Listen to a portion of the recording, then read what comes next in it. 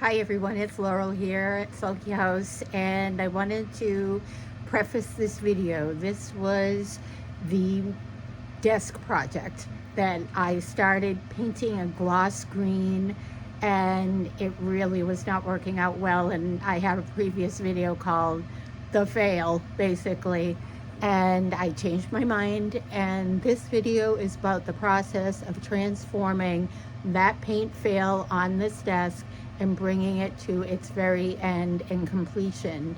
So thanks for watching. I hope you like it. Feel free to comment. Please be respectful as always. And we'll see you at the end of the video. Okay. So in a previous video about my painting, furniture painting fail, this is a continuation. I decided not to go with this green, which actually dried not as bright as I thought. And it made me consider again, like, should I keep going? And then I decided no. I'm just going to, this is all I've done. And I did a little bit of the back here. One coat, very just light. And so I've got my sander up here. I'm going to go ahead and sand this all down. And I did decide to go back and just stain. So I've got some early American wood stain here, fast drying. And what else do I have? This is used for paint, but I might try it anyway. We'll see. It's a clear wax decorative finish. You do use it on top of paint coats. Why not stains? Maybe if give it a little bit of a buff shine.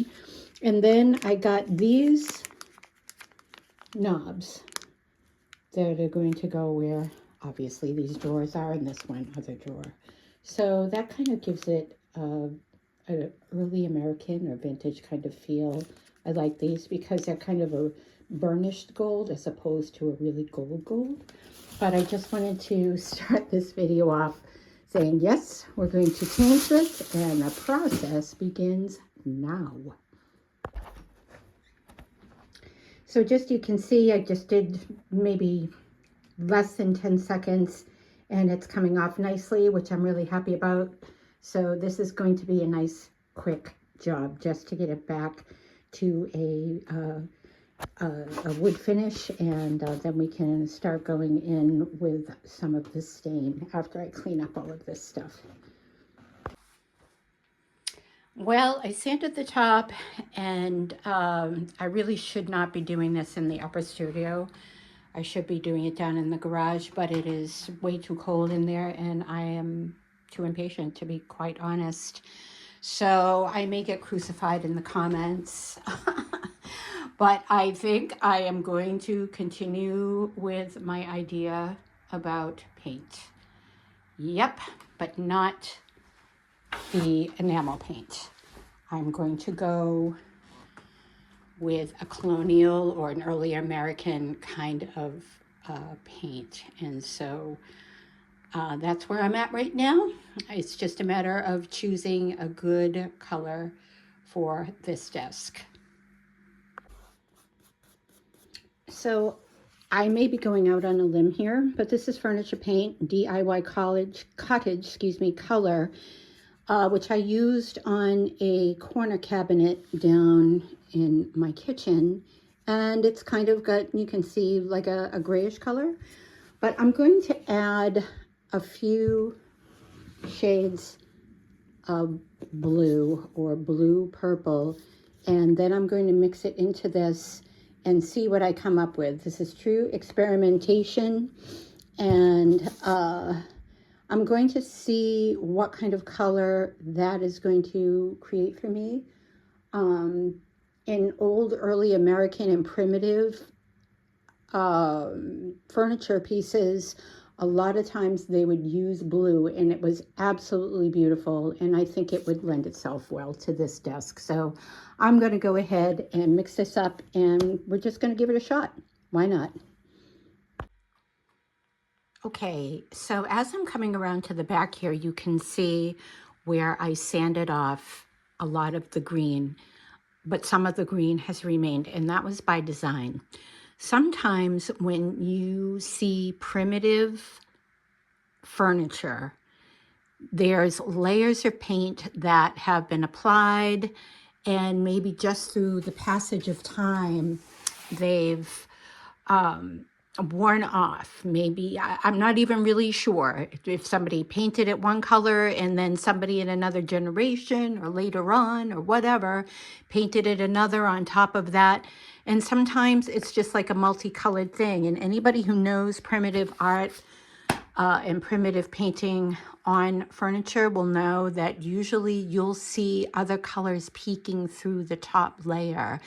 And modern primitive painters like myself will go over this, say, green paint, but I won't entirely cover all of it. It's kind of by design. So it gives it the older feel. Nothing is perfect here. I don't personally go for the perfectly painted pieces. And everybody has their own bag. Everybody has their own way of doing things. And that's totally cool. It's whatever your aesthetic is. But me, who particularly loves primitive art and folk art, as far as doing repros with furniture, this is the way that I kind of like it, that it gives a time-worn look and just kind of a softer feel, and nothing about it is really perfect. But that said, I don't just slapdash put it on. There is actually a method in what I'm thinking in my head as far as where I go in and paint and where I might come back in with some light sanding and distress it down to its natural wood again, to give it that repro, kind of timeless, time-worn feel to the piece. It's kind of a squishy space up here. It reminds me that once and for all, I really need to start moving some stuff around in the studio. And I take time to like really clean it and do all the things, and because I have to really finagle my way around this. And you know, when it's wintertime here and it's just too cold in the garage, or even outside obviously to do the painting, you have to make do with what you have. I'm really grateful for the space that I have, but it is tight, I have to say.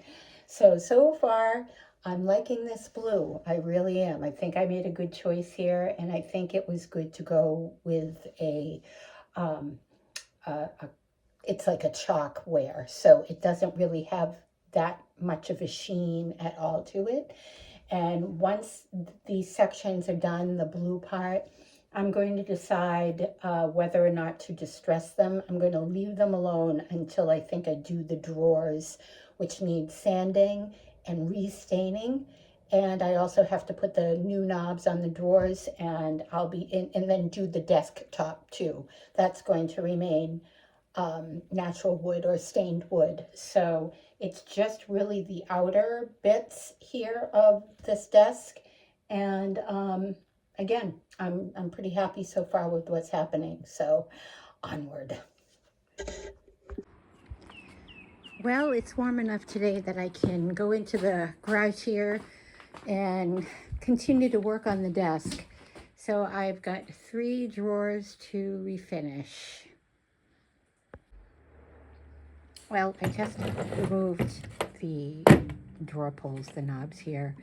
They're ceramic, and at one time probably was the rage. I don't know, but I just don't think that they're going to work anymore for this upgraded desk remodel here, this redo. And so what I'm going to go in and do is just to resand all of these fronts here. But I wanted to point this out, and this is what I'm talking about: old time aesthetic and beauty. It's in the simple things. The fact, unfortunately, I do not own a key to any of the locks on these drawers, but the fact that somebody went in and just did this little inlay with brass, and this brass piece over here behind. To me, this just shows, it could have been standard back in the day, but to me, this is just like exceptional craftsmanship. And that's part of the beauty of this piece. I've grown very fond of this piece, but I'm not going to keep it. It is up for sale.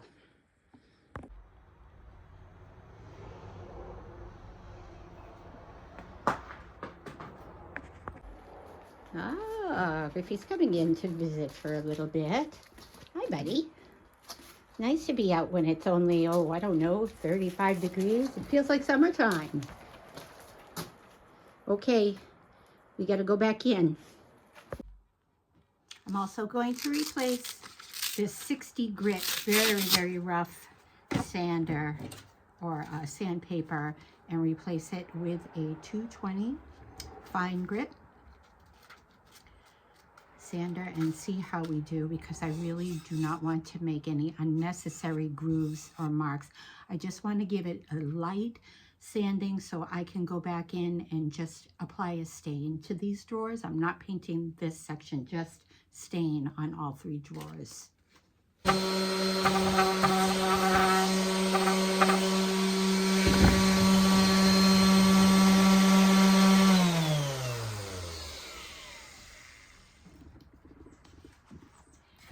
And there you can see it's just nice and smooth.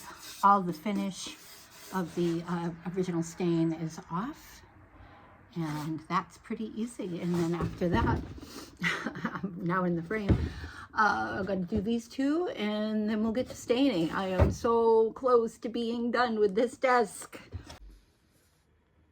Well, as I finish sanding the last large drawer here, I did want to take note of the tongue and groove way of putting a drawer together. A lot of folks have probably heard about tongue and groove method of joining wood together just like this, but a lot of times it'll almost look like teeth, and this is just done a little bit differently. There's a little bit more work involved with this as far as like the angles that they had to cut in order to join this together. And to me, this just heightens the piece even more. It's the little things, you guys, that make quality furniture and aesthetically beautiful. Things that we don't see too much, except from the random artisans and craftsmen that are left today. But this is one of the reasons why I love old pieces so much, is the quality and the effort it took to put into a piece to create something beautiful. So now I'm going to start staining, and I'm going to just take a little bit on my rag here. And what I liked about this stain is, even though, you know how stain has to soak into the wood, obviously, it's very true to when I first put it on. It's very true to what it's going to look like when it's dry. So it doesn't fade, is what I'm trying to say here. And I think I did 2 coats. It says 1 coat on the thing, on the jar can, but 2 coats I think is what is required. So you can see this here, and it gives it just a really nice, rich color. I'll let it dry. We'll go back and check. I'm going to do the top here and finish the rest of these. Go down and get those drawer pulls, and if I need to apply a second coat, which I probably will, then I will, and then we'll be ready to finally put this desk together.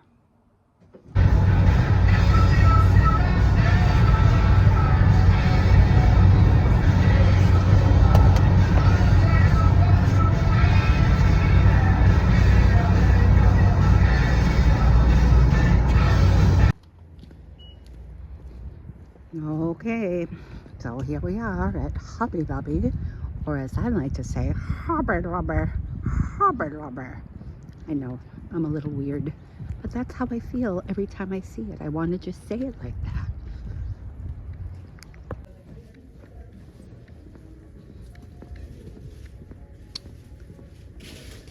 Okay, we are coming to the drawer pull aisle. And as you can see, this is the first time I've seen this.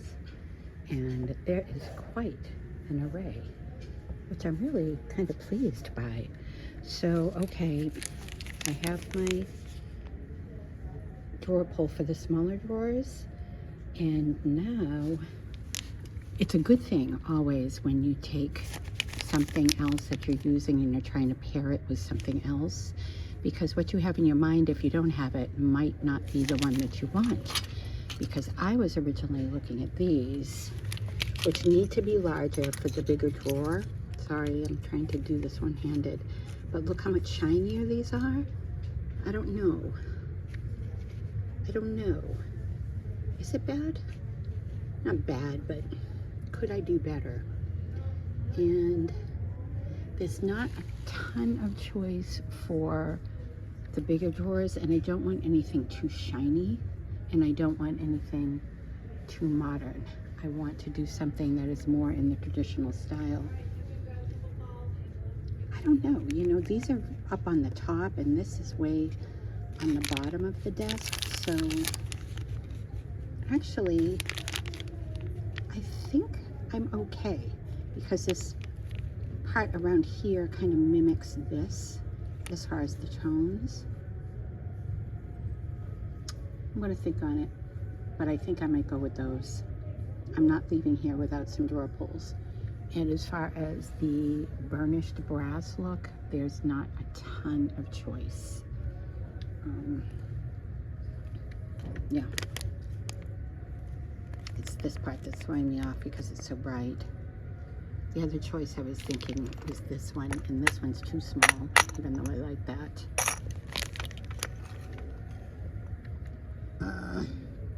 I don't know. I know it's out of focus. There we go. I don't know. That might work. That might work better.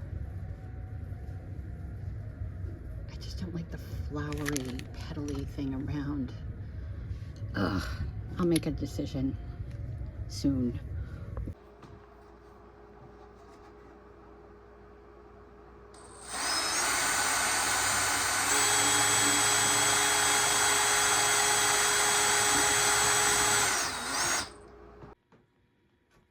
Well, folks, this is the finished piece. All I had to do today was just finish up by putting the drawer pulls on and the hardware, and I'm really happy with the choice I made choosing this drawer pull with this design.